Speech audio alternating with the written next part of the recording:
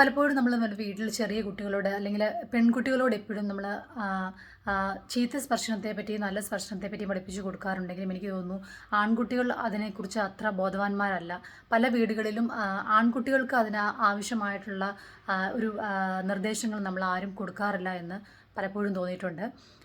ഇന്ന് നമ്മൾ കേട്ട വാർത്ത വളരെ ഷോക്കിംഗ് ആയിട്ടുള്ളൊരു വാർത്തയാണ്.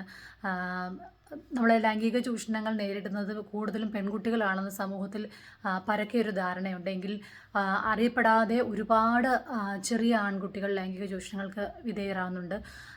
ലൈംഗിക ചൂഷണങ്ങൾ തടഞ്ഞതിന് പേരിലാണ് 6 വയസ്സുകാരന് ദാരുണമായ അന്ത്യം സംഭവിച്ചത്. ഇത് വളരെയധികം നമ്മളെ ചിന്തിപ്പിക്കുന്ന ഒരു കാര്യമാണ്. നമ്മുടെ സ്കൂളുകളിലും നമ്മൾ യാത്ര ചെയ്യുന്ന സ്ഥലങ്ങളിലും പഠിക്കുന്ന ഇടങ്ങളിലൊക്കെ ഒരുപാട് ആൺകുട്ടികൾ ചൂഷണങ്ങൾക്ക് വിധേയരാകാറുണ്ട്. പലപ്പോഴും അത് പെൺകുട്ടികളുടെ വാർത്തകളൊക്കെയും പലയിടത്തും വരാറുണ്ടെങ്കിലും ആൺകുട്ടികളുടെ വാർത്തകൾ വരുന്നത് വളരെ കുറവാണ്. ഒരുപക്ഷെ പെൺകുട്ടികളെക്കാൾ കൂടുതൽ ആൺകുട്ടികൾ ചൂഷണം ചെയ്യപ്പെടുന്നുണ്ടെന്നുള്ളത് വളരെ ദുഃഖകരമായ കാര്യമാണ്. സമൂഹത്തിലെ ക്ലാസ്സുകളിലും സ്കൂളുകളിലൊക്കെ കൃത്യമായ ഒരു ബോധവൽക്കരണം ഇത് കുട്ടികൾക്ക് കൊടുക്കേണ്ടത് വളരെ അത്യാവശ്യമാണ്. നമ്മൾ അവധിക്കാലമൊക്കെയാണ് നമ്മൾ കുട്ടികളെയൊക്കെ മറ്റു സ്ഥലങ്ങളിലേക്കൊക്കെ പറഞ്ഞയക്കും, അല്ലെങ്കിൽ അമ്മ വീട്ടിൽ അല്ലെങ്കിൽ കസിൻസിൻ്റെയും റിലേറ്റീവ്സിൻ്റെയും ഒക്കെ വീട്ടിൽ പറഞ്ഞയക്കുമ്പോൾ പോലും അല്ലെങ്കിൽ കുട്ടികൾ നിർബന്ധം പിടിക്കാറുണ്ട്, വാശി പിടിക്കാറുണ്ട് അവിടെയൊക്കെ വിടണമെന്ന്.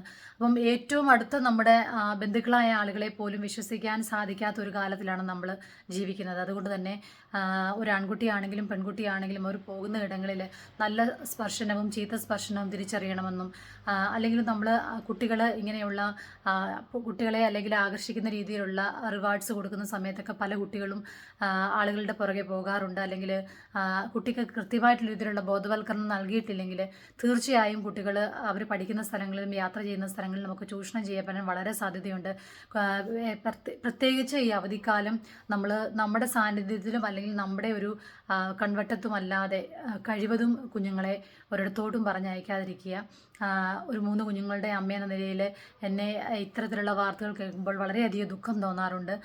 അതുകൊണ്ട് തന്നെ നമ്മുടെ പെൺകുട്ടികളെ പോലെ തന്നെ നമ്മുടെ ആൺകുഞ്ഞുങ്ങളോടും നമ്മൾ യാതൊരു തരത്തിലുള്ള ചീത്ത സ്പർശനങ്ങൾക്കും മറ്റുള്ളവരെ അനുവദിക്കാതിരിക്കണമെന്നും നോ പറയേണ്ട സ്ഥലങ്ങളിൽ നോ പറയണമെന്നും ഒറ്റയ്ക്ക് യാത്ര ചെയ്യുമ്പോൾ അല്ലെങ്കിൽ ഒറ്റയ്ക്കുള്ള സാഹചര്യങ്ങളിൽ ആളുകളെ നമ്മളെ ഏറ്റവും അടുത്തുനിന്ന് കരുതുന്ന ബന്ധുക്കളെ പോലും നമ്മൾ ശ്രദ്ധിക്കണമെന്നും ഒക്കെ പറഞ്ഞു കൊടുക്കേണ്ടത് വളരെ അത്യാവശ്യമാണ്.